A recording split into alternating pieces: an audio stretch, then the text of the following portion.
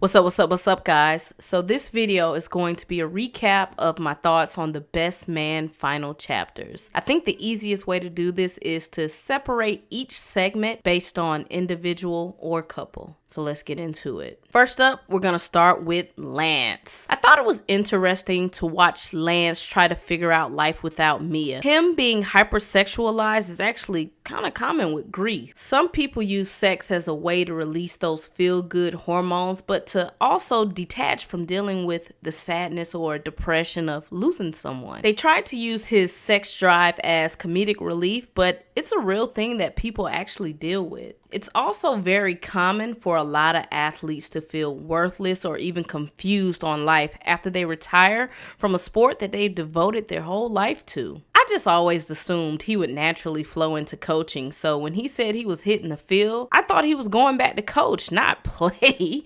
This man went out here and got bopped in the head and was like, yeah, that's enough for me. I'm too old for this shit. I know some people felt like his son being a part of the LGBT community was kind of forced, but honestly, it's a real thing that some fathers deal with their sons. Your prince, the heir to the throne. You put a football in his crib and you just automatically assume he's gonna follow in your footsteps. And for a lot of men, that hurts because you're living vicariously through your son and he kind of crushes your dreams.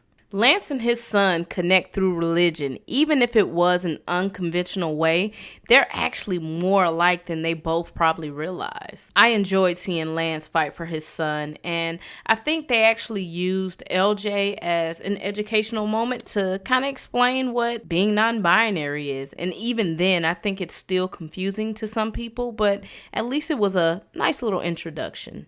Harper and Robin, they are a very interesting case study. Honestly, I see a lot of myself in Harper, and it actually made me question myself. On the outside, Harper seems like a very good guy. Great father, solid provider, seems very kind yet driven, but he is a very sneaky, self-centered narcissist. It's so hard for me to analyze him properly because a part of me completely understands where he's coming from. He's worked so hard to take care of his family and he wants to enjoy the fruits of his labor, but at what cost? Are you neglecting your wife at times? Are you 100% behind her?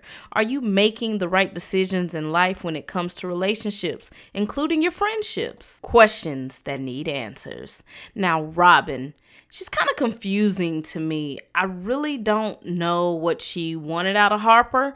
It seems like he's invested in a vast majority of her wishes. It seems like he's also set her up for success. I think she seems conflicted. Robin seems like she wants to be very involved in the community, and she may even have a tad bit of survivor's remorse. And she kind of wants Harper to be on the same page with her.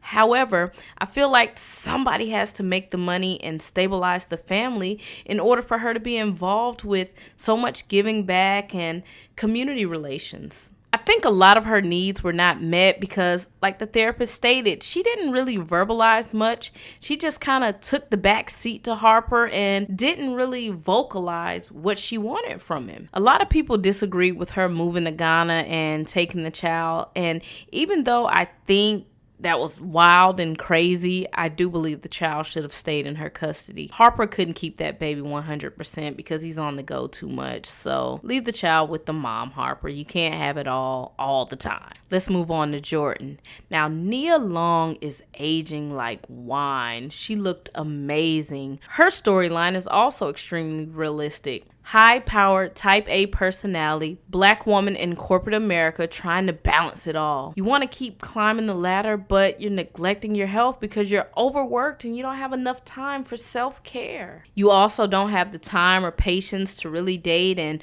by the time you look up, you're 45, successful, but you have no kids and no husband. And honestly, that made me question the expectations of women. Can your life be complete and fulfilled without kids or a husband to share it with? I also love that she was supportive of LJ. She didn't really rush him out of the closet or betray his trust. She actually stepped in a lot for Lance when he was just out having these sexcapades. It sounds like she was really there for the kids. She kind of slid into Mia's spot as a nurturer because Lance was just out trying to figure his life out. Like, men have the freedom to do that at times. Now, I didn't like that we were introduced to this guy in Jamaica who just kind of disappeared and we never seen him again. What was the point of that? There was a lot of unfinished storylines in this series, and that was a major flaw to me. Quentin and Shelby was a fun couple to follow on this journey. Shelby definitely had the best character arc from the original film to the way this one ended up. Showing up for Quentin when he and his father were sick or going through things it was great to see Shelby in that light. Sometimes characters like her fall back into their selfish, self-centered ways when tragedy or hard times hit. It's sometimes just natural, but the way she stepped up to be a solid wife was good to watch. Quentin is Quentin. He's the same. Not much has changed, but his sex drive is a little bit lower. He can't keep up with Shelby anymore. There were a few things that they introduced about Quentin's character that just disappeared and we never came back to. For example, the whole emergency scare with his father, that was pivotal, and I believe we should have explored that more. What is it like dealing with a parent who possibly has dementia? I don't think we seen his dad anymore after they went to the house to check on him. Correct me if I'm wrong. So they kind of introduced that storyline and we just never came back to it. Also, did he decide to sell some of the company or did he keep it in the family? Who knows? We just really don't know. We just completely pivoted from those two storylines with no conclusion to some of these things. So I was a little upset about that with Quentin and Shelby. Murch and Candace. I honestly felt like they didn't really know what to do with their stories at all. I couldn't really connect with Murch turning into a random MMA fighter.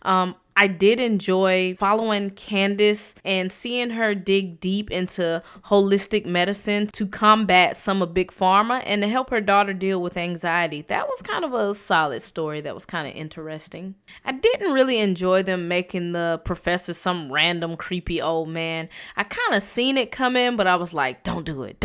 Oh, they did it. I honestly wish they just focused more on the kids and anxiety and mental health. That had some real meat on the bones considering like what these kids are going through nowadays. That would have been a good watch for parents dealing with kids with, mental health issues.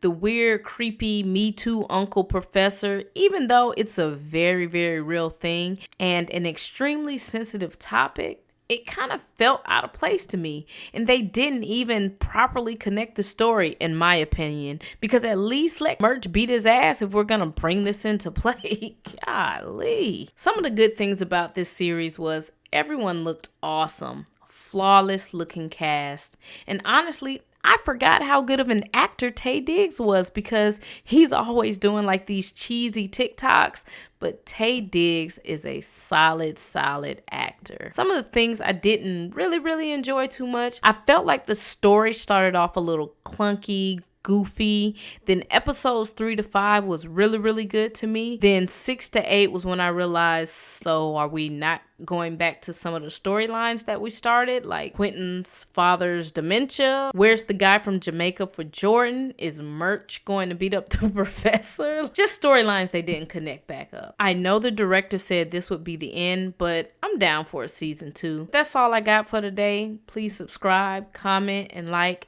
Tell me some of the things you enjoyed about this special. Peace out, guys. Easy.